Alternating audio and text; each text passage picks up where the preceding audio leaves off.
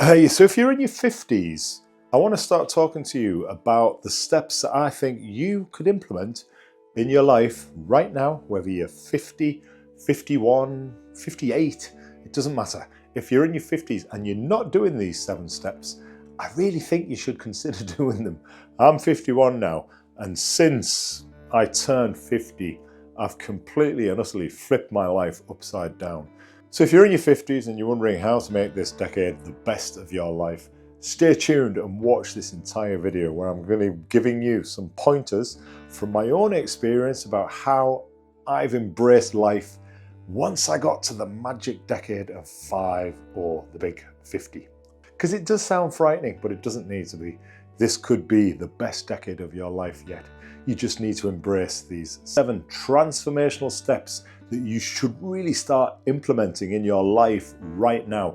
If you want to make this next decade from 50 to 60 pretty much the best decade of your life, because believe me, it really can be. If you get hold of these 7 steps and start applying them throughout all aspects of your life, believe me, I think, and I promise, this is my money back guarantee, that you will make your 50s quite literally the best decade of your life yet. So I want to talk to you about something that's close to all of our hearts, and that is getting older and making the best of our life as we get older. So there's 7 steps that I'm going to take you through right now. These are 7 things that I have implemented into my life since I turned 50 in July 2023. So I'm 51 now, 52 this coming summer. But these 7 steps have been so instrumental, and they've been the basis of the life that I have lived ever since I hit the big 5-0. And number 1 is to prioritize your health. Now, once we get into our 50s, our bodies start to send us subtle and maybe not so subtle signs that our bodies are not quite what they used to be. So looking after our health becomes fundamentally important. Going to the gym, taking yoga classes, getting out for walks, even if that's just walking your dog, but prioritizing health is right at the top of this mountain. And I'd say it's the first thing that you really need to get a grip on if you haven't yet, because your health it leads to vitality and it leads to balance in your life. So if you can get a good regime of health and fitness going, that's going to steer you through the rest of the 6 steps that I'll talk to you about. Regular checkups, a balanced diet, and staying healthy are really key. Exercise isn't just about keeping in shape, it's about keeping your mind sharp as well and looking after your mental health. So when I say prioritize your health, I'm talking about your physical health as well as your mental health. Now, for me personally, I go to a gym. I joined a gym at 49 years old, and I've now been a really good, solid member of a gym for 2 years now. And it's one of, if not the best investment in my life I've made over the last 2 or 3 years. Strength training, weight training, I believe is gold for life. And if you can do something similar, whether it's, if you're not into weights, if you don't want to go to a gym, don't. But you must do something to look after this health of yours. Mental wealth, mental health, physical wealth, physical health, it's all the same. That's got to be top of the list for me. Prioritize your health. Number 2 in the list is to cultivate new interests. Now, this could be anything from taking up a brand new hobby, painting, learning to play a musical instrument, learning a language, joining a club, taking yourself outside of your comfort zone and doing something that at first appears quite scary, and it's not something that you would ever have considered in a million years. But when you try and you start this new thing, it's going to empower you and it's going to make you so full of life and vitality. Now, for me, a few years ago, I joined a sea dipping community on my local beach here, and that literally just involved turning up to the beach every single morning, pretty much stripping off naked and throwing myself into the mercy of the freezing cold North Sea for 5 to 10 minutes, depending on the time of year. Sounds crazy, and it was crazy, I'll be honest with you, but that cold exposure did wonders for the body. But it wasn't just about that, it was also about the social aspect to it, because everybody who I met were fabulous people. It was just such a warm-spirited bunch of people who welcomed me into their group with open arms. I don't do it as much now, but the legacy of that set me up nicely as I went into my 50s. I now do cold showers. I don't necessarily have the time that I used to have a few years ago to go down to the beach every morning, but it was something that I wanted to do, and I literally took myself out there and did it. And you don't have to do cold water swimming, but just something. Cultivate some new interest in your life in your 50s. Start something brand new. Learn to fly a plane, fly a glider. You know, you have it within you to do these things. You just have to have the self-belief, and don't let anybody tell you that you can't, because you can. Number 3 is strengthen relationships. Now, you get a lot of advice on YouTube about, I hate people. These are the type of people that I don't want to be around. I love my own company. I love solitude. If that's you, that's totally fine. Crack on and you do you. I get that, but there are a lot of people who are also lonely. So I think if you can strengthen relationships with the community of people around you, that's gonna make your 50s such a more communal decade of your life. If you can surround yourself and you have people in your life whose company you enjoy, positive, kind, compassionate people, then the world can be your oyster. It really can. Avoid the toxic and negative type of people, because nobody wants them. Nobody wants to spend their company or their time with a narcissist, let's say, for instance, or a show-off, a one-upper, somebody who doesn't give you the time of day, who all they do is wax lyrical about how fantastic their lives are, which essentially puts you down. If somebody's doing nothing but gloating about their life and they don't give you the time of day, that is just so energy sapping. That negativity can just lead to all kinds of blackness in your mind. So avoid people like that. Make an effort to reach out and reconnect with family, friends, loved ones, people you've not spoken to in a while. Ask somebody if they want to go for a coffee. That brings me on to something else as well. Every single morning without fail, I take myself down to a local coffee shop here in my hometown. It's a branch of Costa. Now, I do that not because I want to spend a fortune on Costa coffee, which unfortunately I am doing, but I do it more so because the community spirit, the people who I meet in that coffee shop on a morning, it's been remarkable for me to form this new friendship with people of all ages and all backgrounds. There's a guy who goes in the coffee shop who runs 3 Vodafone shops. There's a plainclothes police inspector. There's a lady who goes in there who's a mortgage advisor. There's retired people. There's just this, and I get to talk to these people to start my day while I'm having a coffee. And it's fascinating. I could produce a whole YouTube episode on the people that I meet in a coffee shop every morning.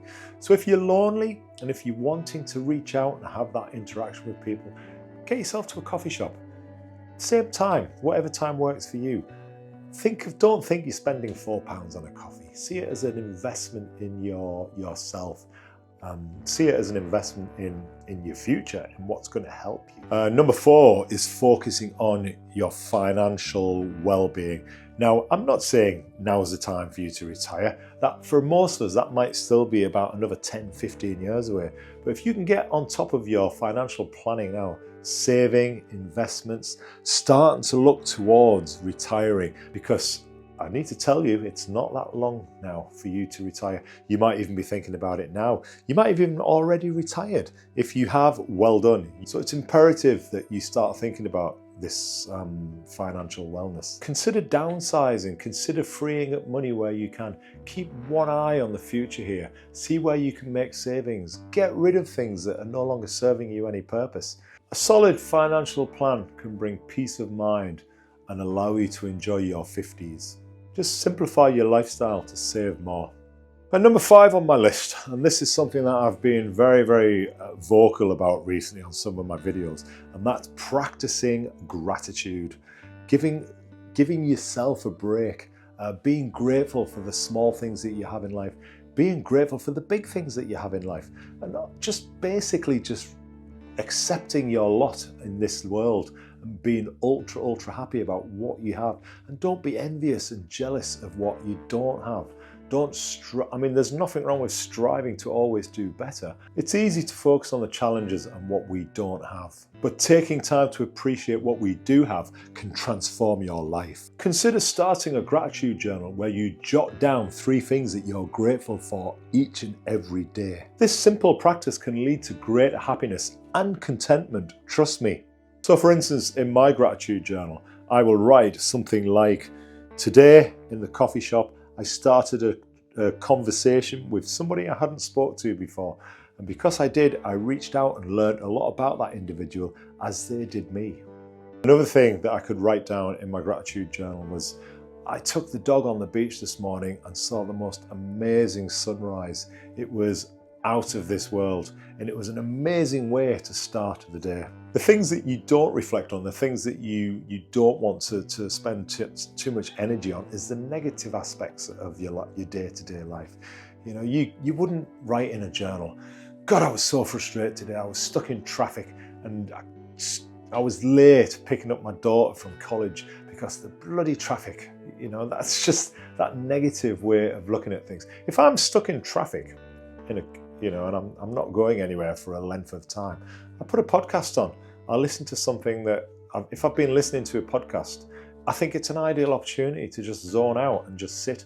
However long it takes for that traffic to disperse, I'll do something proactive. And podcasts calm me anyway, so it's win-win for me. So try not to let the stresses and the anxieties of day-to-day life take over. Be grateful for the small things, and it will make such a difference to the overall bigger picture of your life in your 50s. Number 6, which ties into number 1 in a way, and this is taking care of your mental health. Now, this can be as simple as managing your own stress, or even going as far as seeking out therapy and consulting professional services if that's what you feel you need to do. Me personally, about 3 years ago, I felt I needed therapy, so I reached out to BetterHelp. This is not a sponsorship link, by the way, but I reached out to BetterHelp and I found myself a therapist who I spent 15, 20 sessions with, I can't quite remember now, chatting with this therapist and talking through everything that I felt I needed to unload and get off my chest. I mean, for me, it was priceless. It was one of the best investments in my mental health I've ever made. So whatever works for you, but ultimately, you've got to get a grip of your mental health. Mindfulness practices like meditation, deep breathing, and just general relaxing can really help to reduce that mental stress that you may be feeling. Now remember, mental health is just as important as physical health. I personally meditate every morning. I spend 20 minutes on my mat on my living room floor, going through a Wim Hof style breathing exercise while I've got some kind of, I don't know, snowy mountain scene or a rainy scene on the TV in front of me. It just sets me up nicely for the day. I take myself into such a spiritual, calm place, and I'm ready to start the day. I have no anxiety and stress as I leave the front door because I practice this 20 minutes. That 20 minutes is my time and I need it every single morning. Although it's not strictly my time because my dog lies next to me and joins in with the meditation. And finally, we have what I would say is my number 7 choice would be to give back. It costs nothing to be kind in this life. You need to find ways to give back. Volunteering or mentoring not only helps others, but brings you a sense of purpose and fulfillment. Whether it's through community service, supporting a cause you care about, or simply helping out a neighbour. Giving back enriches your life and the life of those around you. So there you have it, 7 things to start doing in your 50s to make this decade your best one yet. Remember, it's never too late to make positive changes and embrace life with open arms. If you've enjoyed this video, give it a thumbs up, and if you know somebody else who might get a little inspiration from this, please do share it. And if you want to see more of my videos like this, a lot of them are more walk and talk style content where I'm actually outdoors. It's very rare for me to be indoors, if I'm honest. So if you want to see more content from myself, speaking out about my own experiences in life, my own life experience, and putting it out there onto my YouTube channel, then you could even think about subscribing, where you'll see all my videos so far as I try to grow this feel-good life advice channel throughout 2025. Until next time, keep exploring, stay curious, and live life fully. See you soon.